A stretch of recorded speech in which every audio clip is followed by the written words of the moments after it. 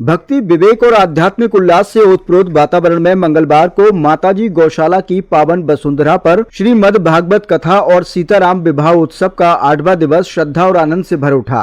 व्यासपीठ से श्री भागवत महापुराण की रससुधा बरसाते हुए आध्यात्मिक जगत के दिग्गज कथाकार पूजनीय रमेश भाई ओझा ने कहा कि ईश्वर की माया के 3 स्वरूप विमुखजन मोहिनी, स्वजन मोहिनी और स्वयं मोहिनी में स्वामो मोहिनी वह विलक्षण रूप है जो स्वयं भगवान को भी मोहित कर ले। समस्त चराचर जगत को रमणीय बना देने वाले मोहन को भी मोहित करने वाली एकमात्र शक्ति श्री राधा ही है। इस अवसर पर कथा श्रवण हेतु केंद्रीय सड़क परिवहन और राज्य मार्ग मंत्री नितिन गडकरी विशेष रूप से उपस्थित हुए। उन्होंने व्यासपीठ को नमन करते हुए कहा कि ऐतिहासिक, आध्यात्मिक और दिव्य ऊर्जा से भरी इस भूमि पर आकर मैं स्वयं को कृतार्थ अनुभव करता हूँ। भगवान के श्री चरणों में प्रणाम कर समाज और देश की सेवा के लिए नई शक्ति प्राप्त हुई है। रमेश भाई ओझा ने बाल कृष्ण की अद्भुत लीलाओं, बकासुर, धैनकासुर और पिलंबासुर वध, गौचरण लीला, ब्रह्मा मोह लीला, कालिया नाग का उद्धार, गोवर्धन धारण, वेणुगीत, कात्यायनी व्रत, चीरहरण और रासलीला की अमृत धाराओं से श्रोताओं को भाव विभोर कर दिया। उन्होंने कहा कि श्रीमद् भागवत रूपी सूर्य का उदय होते ही मनुष्य अपने जीवन का समग्र अज्ञान अंधकार विलीन हो जाता है।